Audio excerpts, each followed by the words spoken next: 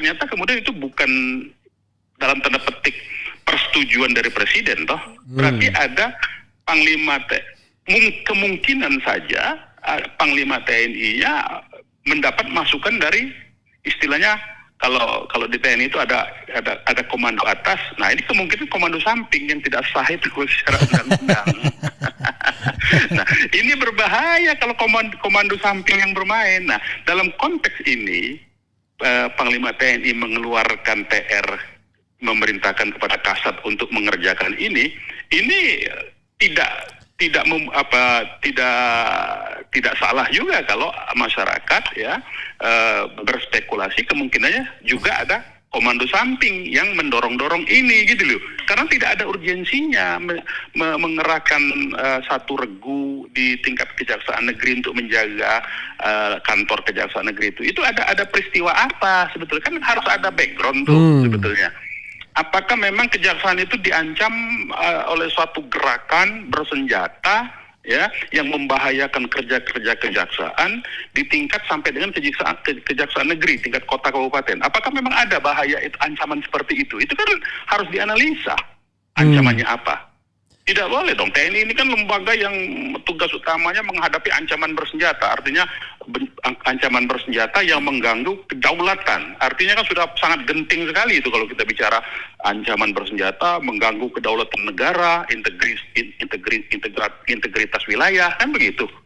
Nah, pertanyaannya di tiap kota itu sampai dengan harus ada satu regu ditaruh di situ. Apakah itu pengamanan rutin biasa atau memang ada ancaman itu? Itu kan ininya, apa ada yang memberi masukan kepada Panglima TNI seolah-olah ini sudah gawat situasinya sehingga harus kejaksaan yang dibentengi oleh TNI? Apakah ada yang memberikan informasi kepada jajaran TNI struktural bahwa ada ancaman yang demikian khususnya terhadap kejaksaan sehingga TNI harus mengerahkan dari atas, dari Panglima TNI memerintahkan kepada Kasat untuk mengerahkan sedemikian sistematisnya? Itu berbahaya loh itu sebetulnya.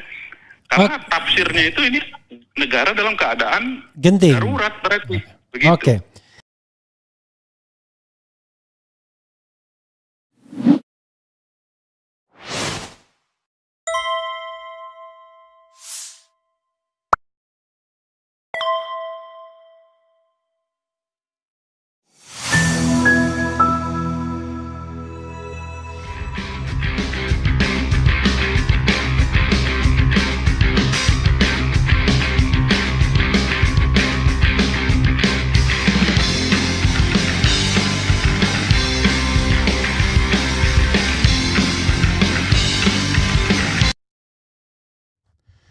Assalamualaikum warahmatullahi wabarakatuh, sobat RH sekalian. Jumpa lagi kita di channel yang keren ini, keren cadas. Ya, sobat RH sekalian, kita tahu bahwa ada berita yang menghebohkan, yaitu surat telegram dari Panglima TNI yang disampaikan oleh KSAD, ya, Kepala Staf Angkatan Darat Jenderal Maruli Simanjuntak, ditujukan kepada Pangdam se-Indonesia untuk menurunkan pasukannya, yaitu setingkat 10 orang, kemudian 50 orang mengawal baik kejaksaan negeri di seluruh Indonesia maupun kejaksaan tinggi. Tentu pertanyaannya, ada apa? Selain ada apa, apakah memang TNI punya kewenangan sedemikian seperti itu, ataukah sesungguhnya ini adalah sebuah pengarahan pasukan yang bisa dikatakan inkonstitusional atau ilegal? Saya sudah terhubung dengan Munarman, manusia bermuka sinar. Assalamualaikum warahmatullahi wabarakatuh. Waalaikumsalam warahmatullahi wabarakatuh. Luar biasa, rupanya Munarman tiba-tiba protes dengan adanya surat ini. Saya bisa bacakan nggak ini apa yang Anda tuliskan ini? Atau Anda akan menjelaskannya secara lisan saja? Lisan saja, lisan saja. Itu lebih sensitif soalnya tulisan lebih saya sensitif. Oke, silakan Anda mengeksplorasi apa yang terjadi hari ini dengan telegram tersebut. Silakan. Baik, pertama-tama yang perlu kita cermati ini Kasat, ya, Kepala Staf Angkatan Darat membuat surat edaran resmi untuk menugaskan personil TNI, ya, untuk menjaga atau pengamanan terhadap Kejaksaan Tinggi setingkat peleton itu. Kalau 30 orang itu setingkat peleton, kemudian di tingkat Kejaksaan Negeri sekitar 10 orang satu regu berarti kan. Nah, satuan setingkat peleton dan satu regu. Nah, jadi persoalannya itu adalah begini, kalau soal pengamanan ya dalam konteks sehari-hari mungkin biasa saja ya, karena banyak juga personil-personil TNI itu yang dalam tanda petik ya nyambi lah begitu ya. Itu sih no problem kalau dalam konteks pengamanan murni. Nah, persoalannya karena ini TNI dan surat resminya itu adalah surat dari Kasat ya. Jadi ini menimbulkan problem. Kenapa? Ini saja kita lihat pemberitaan di berbagai media itu sudah ramai kan, sudah heboh, sudah banyak juga komentar-komentar dari berbagai pihak ya. Dan menurut saya ini justru sebelum saya masuk ke analisa tupoksi secara undang-undang TNI ya, dampaknya yang hari ini sudah muncul dan beberapa hari ke depan menurut saya ini justru akan menjadi serangan opini negatif terhadap TNI yang baru saja beberapa waktu lalu mengesahkan perubahan undang-undang TNI kan. Nah, ini akan dianggap sebagai lanjutan dari yang disebut dengan dominasi militerisme. Ini yang berbahaya menurut saya.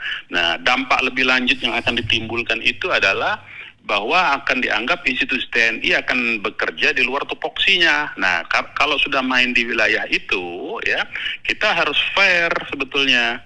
Undang-undang TNI memang menggarisbawahi ya, mengamanatkan itu untuk penggunaan kekuatan, kalau dalam istilah mereka itu adalah gun kuat ya, itu adalah kewenangan Panglima TNI yang dilaporkan kepada Presiden ya, pengarahannya itu oleh Presiden, kemudian dilakukan secara teknis penggunaan kekuatan itu oleh Panglima TNI dan dilaporkan kepada Presiden, kemudian Presiden mempertanggungjawabkan itu kepada DPR. Karena apa? Karena itu adalah operasi militer selain perang disebutnya ya. Jadi OMSP, operasi militer selain perang. Nah, untuk operasi militer selain perang itu kan di undang-undang yang terbaru itu sebetulnya menambahkan memang ada di pasal 7-nya itu kewenangan TNI atau lingkup tugas TNI itu adalah untuk bisa ditugaskan di bidang hukum yaitu di kejaksaan ya.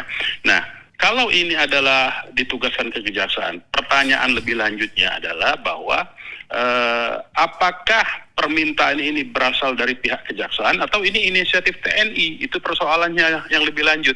Jadi pertama-tama yang harus kita lihat secara undang-undang ya, di pasal 3, di pasal 15 itu ada tugas dan tanggung jawab dari Panglima TNI ya.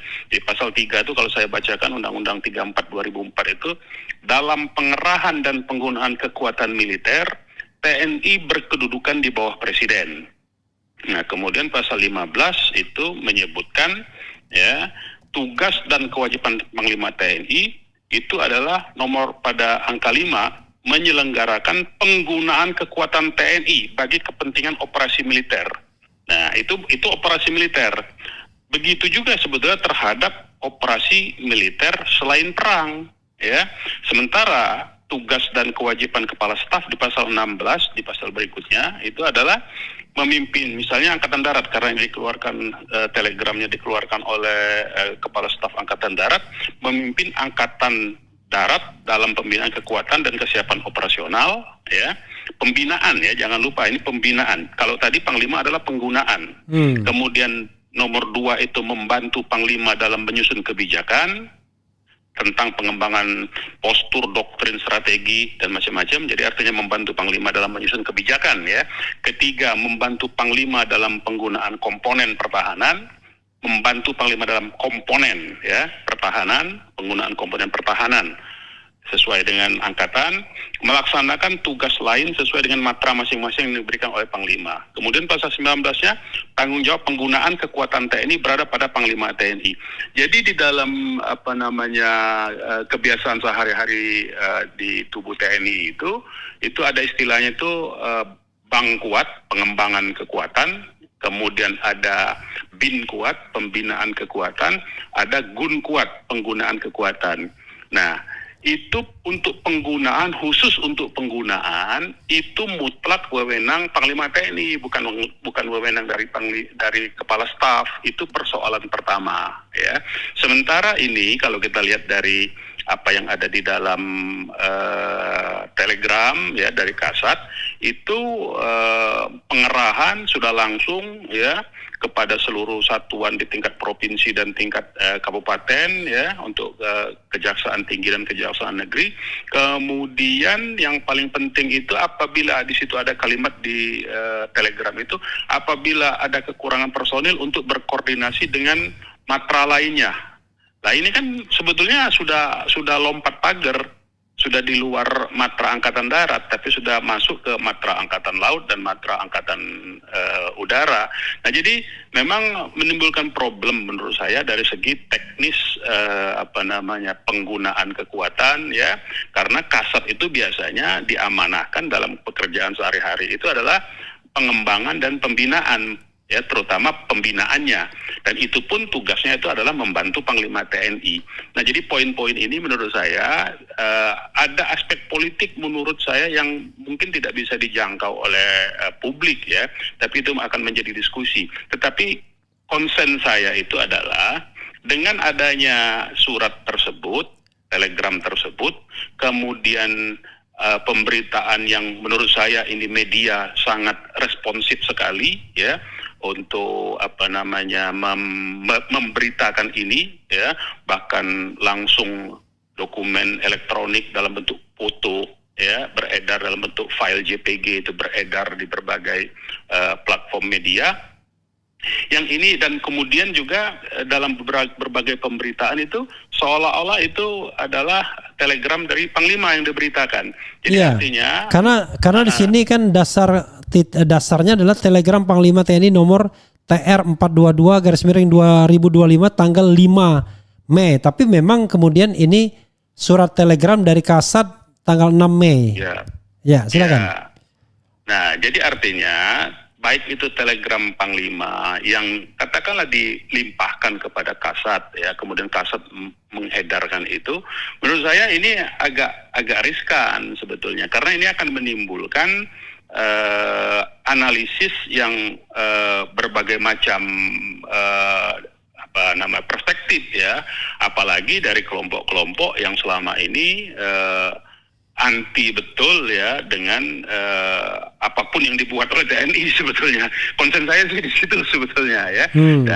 Nah, ini karena apa? Karena nanti tuduhannya itu kembali kepada kepada TNI sebagai institusi ya yang bermain di luar domain tupoksinya. Yang kedua itu otomatis itu nanti akan disebut sebagai dampak dari perubahan undang-undang TNI. Yang ketiga itu tanggung jawab politiknya tentu ke Presiden, karena jelas dalam undang-undang TNI itu adalah ini tanggung jawabnya sepenuhnya adalah semuanya berujung kepada Presiden, puncak pertanggungjawaban untuk pengerahan TNI ini, karena dalam pasal 3 jelas dalam hal pengerahan dan penggunaan kekuatan militer TNI berkedudukan di bawah Presiden, artinya ini langsung garisnya tegak lurus kepada Presiden. Jadi poin-poin yang seperti ini sebetulnya dasar dari Kasat mengeluarkan telegram atas dasar telegram dari Panglima TNI sendiri, menurut saya itu sebuah kekeliruan, karena seharusnya memang kalau memang itu adalah Panglima TNI sendiri harus menjelaskan dan harus membuat secara langsung pertanggungjawaban itu, jadi tidak menimbulkan dugaan-dugaan yang berbagai macam versi politiknya, kira-kira begitu menurut saya. Oke ya, kita bicara tadi soal hukumnya ya. Anda ingin mengatakan bahwa soal hukumnya ini keliru karena penggunaan itu harusnya wilayah Panglima TNI. Ya, sementara wilayah Kasat itu pembinaan. Dan Kasat juga tidak boleh nyebrang ke matra lain. Karena itu adalah wilayah Panglima TNI juga. Oke, itu satu yang saya tidak ingin lanjutkan. Jadi itu sesuatu yang katakanlah given karena undang-undang mengatur demikian ya. Tapi mungkin Anda lihat apa motif yang melatar belakangi sehingga muncul telegram seperti itu ya. Karena kalau kemarin kan ada satu kejadian misalnya yang namanya Jaksa Agung Muda Tindak Pidana Khusus ya. Itu kemudian dibayang-bayangi diikuti oleh oknum penegak hukum dan diteror lah ya kan. Dan kita tahu bahwa oknum tersebut dan barangkali dengan jaringannya bekerja untuk para mafia tambang timah ini. Kemudian kita juga tahu bahwa Kejaksaan Agung juga luar biasa bongkar kasus Pertamina. Kemudian bongkar mafia maklar kasus Zaro Brikar. Jadi bahkan reputasi KPK yang biasanya leading itu nggak ada apa-apanya dibandingkan Kejaksaan Agung sekarang. Apa yang Anda tangkap dari fenomena ini, Bro? Iya, pertama saya pikir Kejaksaan Agung patut diapresiasi ya dengan berbagai pengungkapan kasus yang ada, dan itu patut diacungi jempol. Dan kalau kemudian dari tindakan penegakan hukum yang dilakukan oleh Kejaksaan Agung itu membuat ada pihak-pihak yang terganggu kepentingannya atau sumber mata airnya menjadi terhentikan ya karena operasi dari penegakan hukum Kejaksaan Agung, maka memang sudah sepatutnya. Tapi itu kan levelnya adalah Kejaksaan Agung. Nah, itu yang penting dicatat ya. Itu kan Kejaksaan Agung. Saya setuju kalau misalnya waktu itu kita sudah tahu ada penggunaan dari lembaga hukum lain untuk menteror Kejaksaan Agung, itu juga harus dihadapi, dan menghadapinya memang tidak bisa dengan cara-cara yang normal. Dan itu dibolehkan saja penggunaan TNI, apalagi di dalam Kejaksaan Agung itu ada Jaksa Agung Muda juga, Jaksa Agung Muda Pidana Militer namanya, Jampitmil. Dan itu berhak, Jampitmil itu berhak untuk meminta bantuan karena dia masih anggota militer aktif, karena dia memang sah berada di dalam Kejaksaan Agung toh, karena penugasan berdasarkan undang-undang. Jadi menurut saya wajar, dan itu memang diperlukan, apalagi kan terornya itu bukan cuma penguntitan secara personal, baik itu ke kantor maupun ke rumah. Ke kantor Kejaksaan Agung pun, gedung bundar itu pun dimonitor oleh drone kan, dan yang diterbangkan dari sekitar situ juga. Dan itu sudah sangat, menurut saya sudah sangat kelewatan. Karena apa? Kejaksaan Agung itu lembaga negara ya, dan itu tingkatnya selevel menteri, kementerian. Nah, jadi kalau itu ditakut-takuti diteror oleh lembaga lain dengan menggunakan kekuatan personel yang ada di dalam tubuh lembaga lain, itu ya wajar untuk dihadapi oleh penggunaan kekuatan personil TNI juga ya. Bahkan kemarin itu kita lihat di halaman Kejaksaan Agung itu sempat personil pengamanan TNI yang ditugaskan di situ menembak jatuh drone yang diterbangkan itu toh. Akhirnya ketahuan lah lembaga mana itu toh. Nah, saya setuju kalau itu. Tapi kan ini persoalannya telegram dari TR-nya Kasat ini kan menjaga Kejaksaan Tinggi dan Kejaksaan Negeri. Kejaksaan Tinggi, Kejaksaan Negeri kan nggak mencapai level pengungkapan kasus seperti itu menurut saya. Jadi dari segi kebutuhan juga tidak membutuhkan. Kalaupun membutuhkan, karena sekarang ada struktur Jampitmil, maka logikanya itu secara struktur di tingkat Kejaksaan Tinggi ada Aspitmil, Asisten Pidana Militer. Di tingkat Kejaksaan Negeri ada Kasih, Kepala Seksi Pidana Militer ya. Walaupun sebetulnya saya nggak tahu realnya sudah dibentuk struktur pidana militer ini sampai ke tingkat Kejaksaan Negeri atau tidak.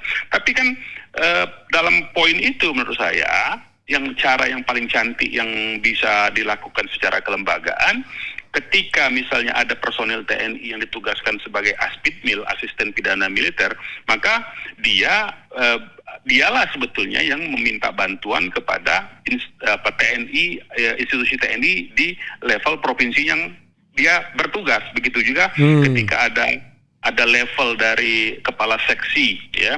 Kepala seksi ini kalau saya lihat itu kan itu kalau di pangkat di militer itu kan pangkatnya seperti letnan 1, letnan 2 atau kapten lah, paling tinggi kan begitu kan. Nah, itu kan bisa meminta berkoordinasi dengan satuan setempat yang ada di kabupaten atau kota medianya, ya. Tidak perlu artinya ada penugasan kelembagaan dari TNI-nya. Itu loh poin yang penting juga.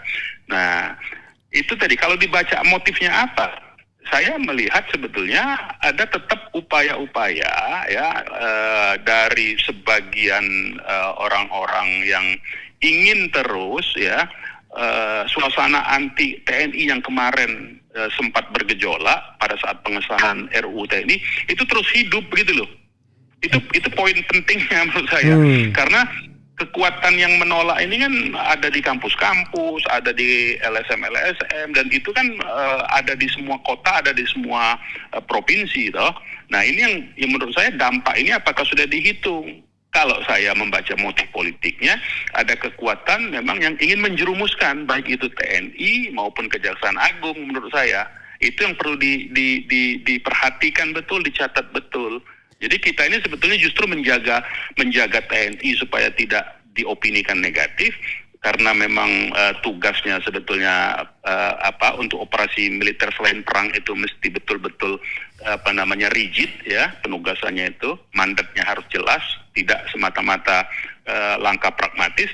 Yang kedua juga Kejaksaan Agung yang sudah berprestasi membongkar kasus-kasus besar itu jangan sampai dilumpuhkan dengan isu politik, gitu loh persoalannya tuh. Tetapi kan kalau kita bicara mengenai hal yang senyatanya, faktanya ini adalah surat dari KSAD, ya kan? Iya, yang keluar yang didasarkan kepada TR dari Panglima, ya. Panglima TNI. Ya, Anda tadi mengatakan salah secara prosedur karena bukan penggunaan. Lalu orang akan bertanya, ketika kemudian suasana anti TNI itu ingin terus dipelihara, maka spekulasinya jadi liar. Ya, masa internal TNI sendiri yang menginginkan itu? Coba dijawab. Nah, sambil saya minum karena saya ternyata keselak. Silakan. Tersedak. Iya, tersedak. Iya. Jadi belum tentu juga. Kita kan ingat pengalaman kita ya, dari pengalaman selama ini. Ada memang beberapa kemungkinan TNI sendiri, ini kita ambil contoh dalam konteks ya, dicopotnya walaupun tidak jadi ya,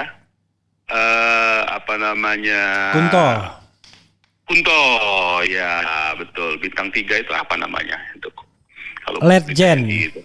Nah, dicopotnya Legend, kalau polisi kan Komjen, dia Legend ya, dicopotnya Legend Kunto sebagai Pangkogap Wilhan itu kan bukan, ternyata kan dikoreksi, ternyata kan bukan, kalau kita terjemahkan secara secara politik tegak lurus, maka ternyata kemudian itu bukan dalam tanda petik persetujuan dari presiden toh. Berarti ada Panglima kemungkinan saja Panglima TNI-nya mendapat masukan dari istilahnya, kalau di TNI itu ada komando atas. Nah, ini kemungkinan komando samping yang tidak sah itu secara undang-undang. Nah, ini berbahaya kalau komando samping yang bermain. Nah, dalam konteks ini Panglima TNI mengeluarkan TR, memerintahkan kepada Kasat untuk mengerjakan ini tidak salah juga kalau masyarakat ya berspekulasi kemungkinannya juga ada komando samping yang mendorong-dorong ini, gitu loh. Karena tidak ada urgensinya mengerahkan satu regu di tingkat Kejaksaan Negeri untuk menjaga kantor Kejaksaan Negeri itu. Itu ada peristiwa apa sebetulnya, kan harus ada background tuh sebetulnya. Apakah memang kejaksaan itu diancam oleh suatu gerakan bersenjata ya yang membahayakan kerja-kerja kejaksaan di tingkat sampai dengan kejaksaan negeri, tingkat kota kabupaten. Apakah memang ada bahaya itu, ancaman seperti itu? Itu kan harus dianalisa ancamannya apa. Tidak boleh dong. TNI ini kan lembaga yang tugas utamanya menghadapi ancaman bersenjata. Artinya ancaman bersenjata yang mengganggu kedaulatan. Artinya kan sudah sangat genting sekali itu kalau kita bicara ancaman bersenjata, mengganggu kedaulatan negara,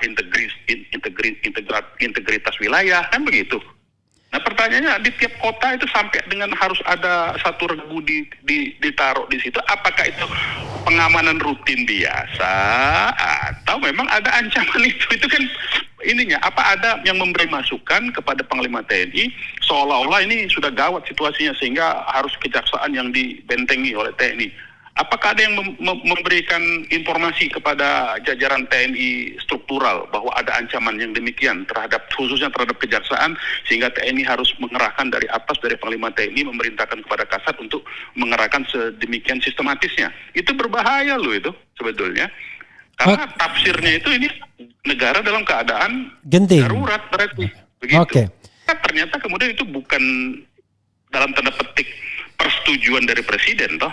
Berarti ada Panglima kemungkinan saja Panglima TNI-nya mendapat masukan dari istilahnya kalau di TNI itu ada komando atas. Nah, ini kemungkinan komando samping yang tidak sah itu secara undang-undang. Nah, ini berbahaya kalau komando samping yang bermain. Nah, dalam konteks ini Panglima TNI mengeluarkan PR memerintahkan kepada Kasat untuk mengerjakan ini tidak salah juga kalau masyarakat ya berspekulasi kemungkinannya juga ada komando samping yang mendorong-dorong ini gitu loh. Karena tidak ada urgensinya mengerahkan satu regu di tingkat kejaksaan negeri untuk menjaga kantor kejaksaan negeri itu. Itu ada peristiwa apa sebetulnya? Kan harus ada background tuh sebetulnya. Apakah memang kejaksaan itu diancam oleh suatu gerakan bersenjata ya yang membahayakan kerja-kerja kejaksaan di tingkat sampai dengan kejaksaan negeri, tingkat kota kabupaten? Apakah memang ada bahaya itu, ancaman seperti itu? Itu kan harus dianalisa ancamannya apa. Tidak boleh dong. TNI ini kan lembaga yang tugas utamanya menghadapi ancaman bersenjata. Artinya ancaman bersenjata yang mengganggu kedaulatan. Artinya kan sudah sangat genting sekali itu kalau kita bicara ancaman bersenjata, mengganggu kedaulatan negara, integritas wilayah, kan begitu. Nah pertanyaannya di tiap kota itu sampai dengan harus ada satu regu ditaruh di situ. Apakah itu pengamanan rutin biasa atau memang ada ancaman itu? Itu kan ininya. Apa ada yang memberi masukan kepada Panglima TNI seolah-olah ini sudah gawat situasinya sehingga harus kejaksaan yang dibentengi oleh TNI? Apakah ada yang memberikan informasi kepada jajaran TNI struktural bahwa ada ancaman yang demikian khususnya terhadap kejaksaan sehingga TNI harus mengerahkan dari atas, dari Panglima TNI memerintahkan kepada Kasat untuk mengerahkan sedemikian sistematisnya? Itu berbahaya loh itu sebetulnya. Karena tafsirnya itu ini negara dalam keadaan genting, darurat berarti begitu. Oke. Tetapi kalau misalnya ya, saya mau berbaik sangka kepada Presiden Prabowo yang pengen sekali memberantas korupsi pada pidato pertamanya. Walaupun kita kecewa begitu dia tunjuk menteri, lah kok begini gitu ya. Tetapi paling tidak pada waktu itu dia terpaksa dalam tanda kutip berkompromi dulu dengan orang yang berhasil memenangkan dia dengan segala resources yang dia punya ya, which is Jokowi. Nah sekarang this is the time bagi dia untuk menunaikan janjinya memberantas korupsi. Dan dia tahu betul memberantas korupsi itu tidak bisa dia gunakan ujung tombak lembaga satunya itu. Ya kan? Karena misalnya penelitian dosen UGM mengatakan justru lembaga yang satunya itu menjadi backing bisnis-bisnis ilegal. Betul. Kalau bisnis legal itu backingnya tentara. Kalau bisnis ilegal backingnya yang satunya itu. Nah, sementara KPK tidak bisa diandalkan. Selain tidak punya jaringan sampai ke daerah, KPK juga masih belongs to him, kan begitu? Karena prosesnya ternyata dicolong di akhir masa jabatan. Ya. Apakah kalau saya berprasangka baik itu ya, yang jarang sekali Refli Harun berbaik sangka kepada pemerintah kan? Iya. Apakah itu make sense atau it doesn't make sense? Silakan. Ya, logika awam, ya, logika masyarakat umum, publik begitu. Kalau katakanlah dengan prasangka baik Refli Harun yang malam ini tiba-tiba bisa berprasangka baik itu ya. Itu menurut saya harus dilihat kualitas yang di agenda yang mau diberantas oleh Presiden Prabowo itu dalam kerangka peniat baik tadi, prasangka baik tadi itu kan kasus korupsi yang besar-besar yang melibatkan kekuatannya di level pusat kekuasaan yang berkaitan erat dengan. Tapi saya potong sedikit. Bagaimana dengan daerah-daerah yang banyak sekali kasus-kasus tambang yang justru di-backingi oleh aparat tuh. Tambang-tambang di daerah, kemudian bandit-bandit premanisme ekonomi di daerah, kan itu real tantangannya. Setuju saya. Iya, tapi kejaksaan itu kan bukan seperti pekerjaan polisi yang bekerja di lapangan berhadapan langsung dengan para bandit itu. Kejaksaan itu kan membaca dokumen, menganalisis dokumen berdasarkan bukti-bukti yang seperti itu. Dan pertanyaannya, apa memang betul Kejaksaan Negeri itu diberikan wewenang untuk melakukan penyelidikan terhadap tambang-tambang yang itu katakanlah tadi ada mafia tambang di situ, ada mafia segala macam di situ ya. Tapi korupsi lah terutamanya kan, kejaksaan itu kan hanya bisa masuk kalau dalam konteks korupsi ya. Mafia korupsi tambang, mafia korupsi macam-macam di kehutanan macam-macam di situ. Itu kan sebetulnya domainnya Kejaksaan Negeri itu menurut saya tidak pernah masuk ke wilayah itu. Kalau Kejaksaan Negeri, realnya itu, setinggi-tingginya Kejaksaan Negeri itu, dia kemampuannya menyelidiki kasus korupsi bupati, wali kota. Itu ininya, domain wilayah tugasnya. Tapi begitu melibatkan perizinan di tingkat instansi pusat, modal dari pusat atau dari kementerian pusat segala macam, itu justru Kejaksaan Agung, apalagi kalau nilainya itu di atas atau puluhan miliar ya, di atas di atas 10 miliar dan 100, di atas 100 miliar begitu. Itu biasanya Kejaksaan Agung dan personilnya yang diterjunkan ke sana dengan dibantu oleh kejaksaan. Nah, itu kan insidental, tidak tiap hari. Itu konteksnya TR Kasat itu kan tiap hari menjaga di situ masalahnya. Sementara pekerjaan kejaksaan itu sifatnya kan tidak permanen sifatnya. Sewaktu-waktu gitu ya. Iya, apalagi pemeriksaannya kan bisa ditarik ke Kejaksaan Agung. Pemeriksaan para tersangka, penangkapan orangnya misalnya dibawa ke Kejaksaan Agung langsung. Jadi tidak make sense sama sekali membuat satu kebijakan yang bersifat permanen, menempatkan personil TNI di kantor kejaksaan yang menurut saya permanen. Itu poinnya sebetulnya kan, karena kalau dari telegram itu kita baca itu sifatnya permanen karena waktunya sampai waktu ditentukan kan begitu, artinya kan tidak ada batas waktu sebetulnya bahasa lainnya itu. Nah, ini menurut saya, kalaupun katakanlah, nah tadi kembali saya ke usulan saya yang awal, katakanlah Kejaksaan Tinggi ketika ada kasus atau memerlukan penjagaan karena tingkat pengamanannya yang kurang di Kejaksaan Tinggi atau Kejaksaan Negeri, itu kan cukup asisten pidana militer atau kepala seksi pidana militer setempat, tidak perlu ada. Ini kan persoalannya TNI yang mengerahkan loh, beda loh kalau permintaan dari instansi vertikal yang ada di bawah, beda loh itu loh. Tafsir politiknya itu itu poinnya menurut saya gitu. Iya, jadi Anda justru lebih cenderung ya, ini adalah sesuatu yang buruk ya bagi TNI dan bagi tata kelola pemerintahan kita, begitu ya? Betul, saya mau katakan ini presiden yang buruk kalau ini dilakukan secara kelembagaan yang demikian ya, instruksi dari pusat seperti itu. Jadi ini kan kalau dalam dalam teori hak asasi manusia ini disebutnya TSM itu, teori hukum tata negara itu, terstruktur, sistematis dan meluas kan. Masif, ini akan berbahaya sebetulnya. Karena ini sebetulnya bukan domain dia, sebetulnya bukan domainnya TNI sebetulnya menurut saya gitu loh. Tapi begini, kalau pengamanan biasa, dalam konteks pengamanan biasa, tapi makanya saya tidak anti dengan TNI-nya. Kalau dalam konteks pengamanan biasa, dalam konteks artinya itu pekerjaan pengamanan yang biasa yang sehari-hari kita kenal, tapi kejaksaannya merasa kurang, ya cukup tadi itu asisten pidana militer atau kepala seksi pidana militernya, karena dia orang TNI aktif dan dia berhak untuk minta pengamanan dari instansi dia, tepat karena dia ditugaskan di luar instansi, tapi dia masih berhak meminta kepada instansinya. Kira-kira begitu gambaran ininya, gambaran ya, okay, strukturalnya. Ada satu hal yang sekarang berkembang ya, yang kita tidak bisa deny. Di satu sisi ada undang-undang TNI yang memberikan perluasan kewenangan kepada TNI untuk masuk atau merambah wilayah non perang ya, non kombatan. Termasuk juga di jabatan-jabatan yang tadinya 10 menjadi 14. Saya tidak tahu. Kalau saya tidak salah. Ya, Letkol Teddy mau sembunyi di mana? Mungkin sembunyi di sekretariat negara yang mengurusi masalah sekretariat presiden, ya.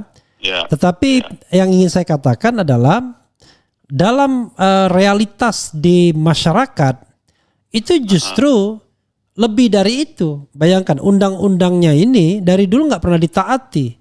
Undang-undang sebelumnya 10. Undang-undang sekarang 14 sudah dikasih tambahan dengan revisi mengenai sekretariat negara yang tadinya cukup sekmil saja. Tetapi banyak sekali TNI yang ditugaskan di luar 14 itu, yang paling kentara itu di BUMN. Misalnya di Bulog, ya kan? Atau jabatan ex officio KSAD di salah satu BUMN, walaupun BUMN persenjataan itu soal lain. Tetapi kan intinya adalah ada tugas-tugas militer aktif yang justru bertentangan dengan undang-undang yang sudah sifatnya definitif. Maksud saya justru different direction. Di satu sisi seolah-olah dibatasi, tapi di sisi lain sebenarnya ini adalah pengembangan terus-menerus untuk mencapai dui fungsi TNI. Ini apa pendapat Anda? Ya, kalau bicara dui fungsi TNI itu pembahasan konseptualnya berbeda lagi, ya. Karena ketika kita bicara dui fungsi itu berarti lembaga yang bukan tupoksi, domain tupoksinya di situ itu mengerjakan pekerjaan itu, terutama dui fungsi TNI. Kalau dulu dui fungsi ABRI atau dui fungsi militer itu yang paling berkaitan erat dengan konsep ini adalah konsep politik sebetulnya kan. Nah itu dulu diterjemahkan dalam bentuk TNI itu punya fraksi, baik itu di MPR, di DPR maupun di DPRD gitu loh. Nah ini kan sekarang sudah tidak ada pada poin itu ya, keterlibatan TNI. Kan sebetulnya dulu itu kan katakanlah ya, masyarakat ini dulu mengkritik TNI itu dalam konteks dui fungsi itu karena TNI atau dulu itu ABRI terlibat dalam politik kan masalahnya. Nah ini kan sudah tidak ada sebetulnya. Nah kalau tadi yang disebut dengan oleh Bro Refli tadi itu tidak ada secara formal ya. Secara informal ya masih terlibat, ya kan? Yang kedua maksud saya mau lanjutkan. Yang kedua itu sebetulnya konsepnya bukan dui fungsi yang tadi disebutkan. Penugasan misalnya di di Bulog ya, dan di berbagai lembaga yang tidak ada dalam undang-undang. Itu sebetulnya kekaryaan konsepnya. Jadi ada dulu itu konsepnya itu ada dua terbagi. Ada konsep yang disebut dui fungsi dalam konteks politik ya, dan bisnis kalau dulu itu. Yang kedua itu konsep kekaryaan. Nah kekaryaan memang dia masuk kemana-mana.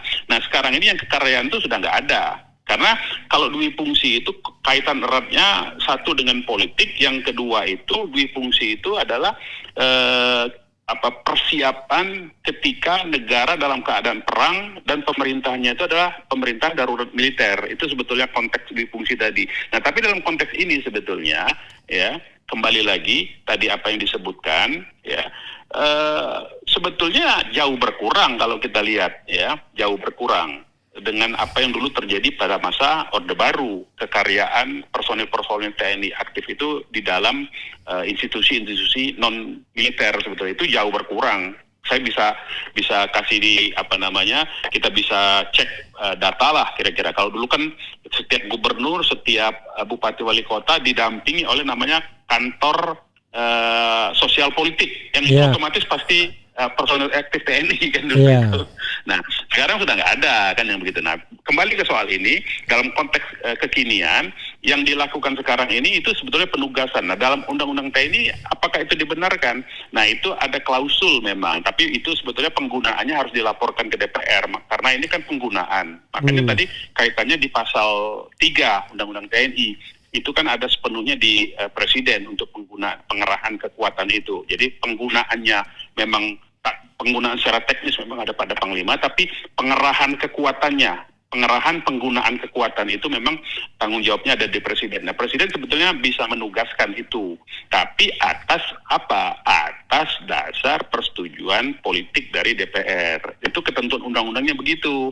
Nah sekarang tinggal presidennya kita lihat sekarang ini apakah itu dilaporkan ke DPR melalui Menhan dan apakah itu disetujui oleh DPR gitu sebetulnya. Jadi menurut saya yang sekarang lebih teknis aja sifatnya. Saya tidak melihatnya sebagai politik yang penugasan-penugasan sekarang ini begitu. Oke, closing statement Anda sambil tambahkan apa usul Anda terhadap pengerahan atau penggunaan pasukan oleh KSAD ini, sekalian closing statementnya. Baik, kita tetap harus taat kepada undang-undang ya. Pengerahan dan penggunaan kekuatan personil TNI untuk operasi militer selain perang itu sepenuhnya wewenang dari Panglima TNI dan harus digunakan secara hati-hati dan dipertanggungjawabkan kepada presiden ya, kepada DPR melalui presiden ya, artinya itu harus dilaporkan kepada DPR melalui Menteri Pertahanan dan itu harus disertai dengan alasan yang sangat kuat ya. Karena apa? Karena pengerahan ini kalau kita lihat secara institusi dilakukan oleh Panglima TNI, kemudian turun perintahnya, telegramnya kepada Kasat, kemudian Kasat memerintahkan secara sistematis dalam bentuk satuan setingkat peleton dan satu grup di tingkat Kejaksaan Negeri ya, satuan setingkat peleton di tingkat Kejaksaan Tinggi. Ini akan menimbulkan persepsi di publik bahwa negara kita sedang dalam keadaan darurat. Nah, siapa yang mengancam? Ancaman apa yang menyebabkan sehingga TNI mengambil tindakan yang sedemikian sistematis? Sebetulnya kalau memang ada analisis, nah ini catatannya, kalau memang ada analisis ancaman yang sangat luar biasa, maka semestinya terhadap negara, kedaulatan negara ini, maka seharusnya semua lembaga institusi sipil lainnya dijaga juga oleh TNI. Karena mungkin serangan-serangannya mungkin analisisnya di belakang yang kita tidak tahu, mungkin ada kekuatan yang mau menduduki semua instansi pemerintah sebagai simbol untuk bahwa Indonesia sudah berada jatuh ke tangan pihak musuh. Maka semua lembaga pemerintah, terutama kantor-kantor kepala daerah itu mesti dijaga juga oleh TNI. Kalau analisanya ada ancaman yang sedemikian gawat. Ya, nah kalau ini ya saran saya, kalau ini hanya pengamanan teknis saja dalam kerangka pengamanan biasa, ya keamanan dalam pengertian anti maling, kira-kira begitu, anti kejahatan kriminal biasa, maka cukuplah sebetulnya dari pejabat yang personil TNI yang ditugaskan di Kejaksaan Tinggi sebagai asisten pidana militer maupun personil TNI yang ditugaskan sebagai kepala seksi pidana militer, kalau itu sudah ada strukturnya ya, maka cukuplah mereka-mereka ini yang meminta bantuan secara teknis kepada unit-unit satuan militer setempat yang ada di wilayah provinsi dan di wilayah kabupaten, sehingga tidak menimbulkan persepsi politik yang macam-macam. Spekulasinya kan ini macam-macam ini. Ada komando samping kan yang memberikan masukan sehingga akan menjerumuskan TNI dan kejaksaan sendiri. Kemudian ada serangan opini dari buzzer-buzzer yang memang sengaja untuk memperkeruh situasi, membuat opini bahwa negara sudah dikuasai kembali oleh militer, ada dua fungsi TNI lagi. Nah, ini yang mesti harus dihitung betul, karena era kita sekarang ini sudah berbeda dengan yang dulu, ya. Jadi TNI harus betul-betul firm, ya, sesuai dengan undang-undang dan tidak menyalahi amanat undang-undang dalam kerangka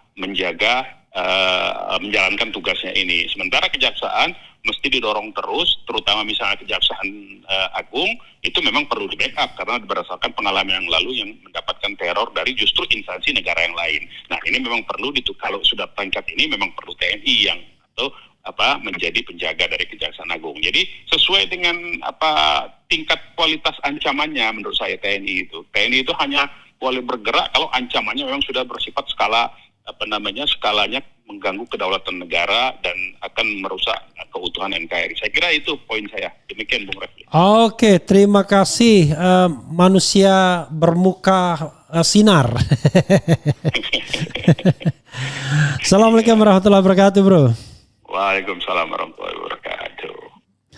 Ya, saudara sekalian, itu dengan Munarman, ya. Jadi yang namanya berbeda pendapat itu sunatullah, ya, rahmat. Jadi kalau tadi saya interview Ginting, dia mengapresiasi. Tapi kalau Munarman, dia justru menganggap ini melanggar undang-undang TNI.